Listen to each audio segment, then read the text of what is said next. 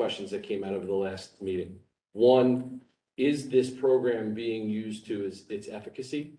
And two, it seems to be some feedback from students that this is a gotcha program where we are using it just to find out if kids are cheating or plagiarizing on papers.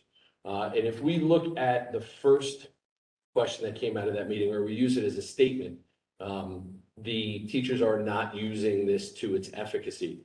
Can't disagree with that statement, but I will tell you that what we found is our teachers are using this program. They are using it at different levels, and they are using it in different departments. Now, I know you're looking at a bunch of spreadsheets and things in front of you, and I'm not even talking about those yet. I'm kind of giving you an overall of what we found, and I will get to that in a second. But the first thing that we want to talk about, or the first thing that we found when we looked into this, was there are teachers in our school that are using this at a very high level. They are integrating it with Schoology. Students are interacting with their teachers through the learning management system, and they are using, for a lack of a better term, all the bells and whistles in the program. There are teachers that are using it as a mechanism for students to turn in final editions of papers and then receiving grades back from the teachers. I will tell you that when we started this in 2016, I was a vice principal in the building, and it was started as a pilot program. And as it rolled out and became more and more valuable, teachers started to use it more. I will be honest with you, over the past 2.5 years, it was not a priority of mine in this high school to see where Turnitin was being used and how it was being used. I think that a lot of our teachers used it as a vehicle over the time when we were doing virtual instruction as a way to communicate with their students. When moving to the second part, where there is a feeling that students may think that this is a gotcha. And I don't know where the term gotcha came from or who was talking about it. I can tell you that in looking at any type of recourse for plagiarism or any type of discipline for cheating, there is none that we have record of as far as discipline is concerned. But there are definitely situations in where a teacher may use this as a final draft to submit, and students may get an impression that that might be. What I will tell you in looking at our discipline is last year for the school year, we had 10 situations throughout the entire year that came to administration for cheating or plagiarism. Out of those 10, 3 came from the use of Turnitin. And out of all 10 of those, 0 were met with any type of disciplinary action. So what that tells me, and in having conversations with administration, having conversations with teachers, this tool or whatever tool that is being used in the classroom is used as a learning tool. And as an administrator, I can tell you the last thing that I would want any of our students to be doing is plagiarizing or cheating. So if we can use this tool as a way for them to learn not only how to properly cite material, how to properly use quotes in a paragraph or in an essay, along with how to be honest in their academic endeavors, I think it's only a bonus. So in the subsequent pages in that packet, if you look at, there are different aspects that can be used.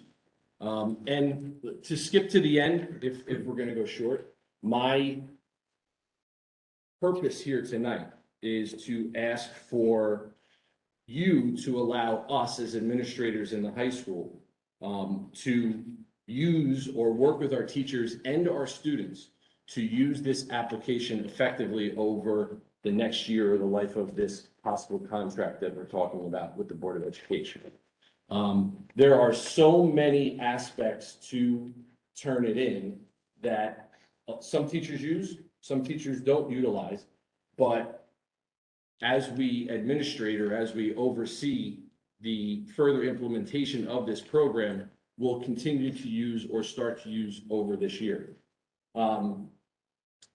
I actually got a very good education over the past couple of weeks on what can be done with this program, with Turnitin. And it's stuff that I didn't even know that could be done. And it's things that I actually pay money in my personal life to have help me write better. And that's really what this tool is meant for and will be used for, is to teach students how to properly write. And that's basically where it comes down to. So this is just a quick synopsis of a lot of the opportunities that teachers and students have when they're using this. And some of them are teacher-based. When you talk about things like quick marks, when a teacher is reading an essay or reading a paragraph or something in Turnitin, they have the ability to just click and drag quick marks and ideas that they can go into the document. So the student can go and then highlight those marks, and it gives an explanation of what the teacher is talking about. Some of those are stock, some of those can be created by the teacher, but they all align with the standards, with the ELA standards, writing standards. There are rubrics, some of them are standard rubrics, some of them can be custom options. We're going to get into that in a little bit, real quick. There is an E-rater system, which I find very helpful as a writer, where students can upload into this program, and before the teacher even sees it, the program can give them ideas on where to improve their writing, or where their writing maybe could just use a little help. But it gives it a good context. Like, I pay for Grammarly to help me write, and I'll write it and it says, you wrote this sentence in a passive voice. I can go in and agree or disagree. That's kind of what this program does for that as well.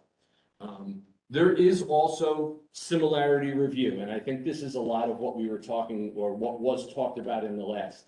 And it's really interesting, and I'm going to skip ahead because there is if we look at this similarity report, now this is an integration with Schoology.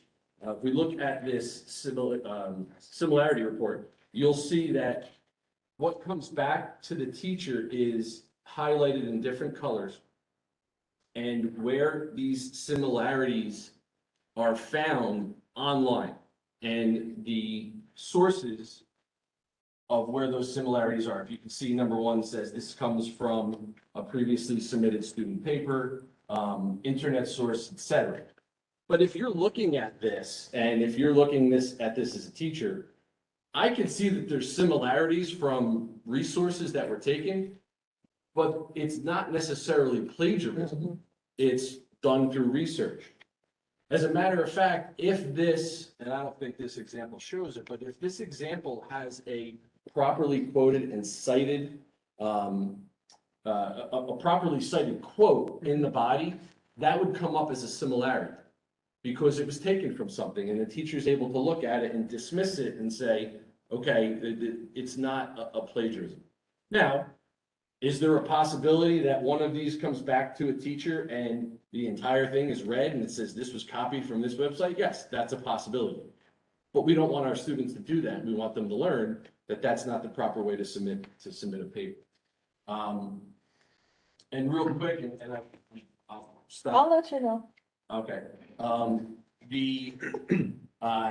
The one thing that I did want to show you, and I did skip a lot, these are, if you look at these are two of the quick marks that I was talking about. The blue quick marks are actually teacher marks that they would put in a paper as they were going through and reading it.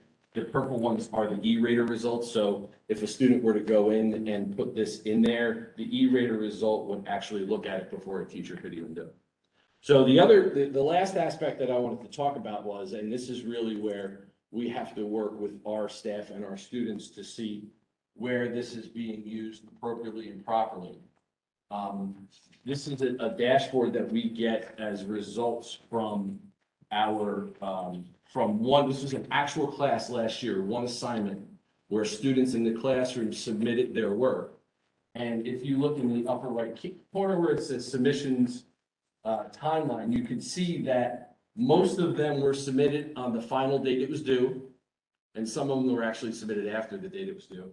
But there were three that were submitted previous and then resubmit it. So what that tells me is that they were submitted, they saw that they were able to make some changes, and then they resubmitted. So working with students and teachers and having that process really ingrained in submitting early, looking for revisions, that writing process, that traditional writing process can be utilized through this. And the other interesting thing is, and I know that was presented in the last meeting, that there were, I think last year was 350,000 comments that were issued from teachers to students. Well, part of the process is working with students to utilize those comments. And if you look in the lower right-hand corner, you can see in this survey that have students viewed their feedback. 5 of the 23 students viewed their feedback, 15 did not, 18 did not. So there's definitely work to be done. Work to be done with students and work to be done with teachers on using this more effectively. I don't know, I'm actually pretty excited about it because I've been working with it for the past couple of weeks, and I kind of, Ms. Weiss was actually using it when she was a business teacher in her business classes, and she was getting excited while she was doing it too, saying she can remember when she was in the classroom and how she utilized it with her students and how really effective it was. The other slides are just examples of some of the feedback using the rubrics. If you look at the online grading report, you can see that the paper ID or what was submitted and the value of the rubrics that were set up for each round of the Canvas usage. So that was kind of the middle version. Okay, so first of all, I want to say thank you for both of you for doing the research and the due diligence and for really taking our feedback and coming back to us with some really good information and some really good data. I'm also pleased that it's off the table for the middle school for now, because doing this really showed us that we do need to do some PD for, professional development is what I mean by that.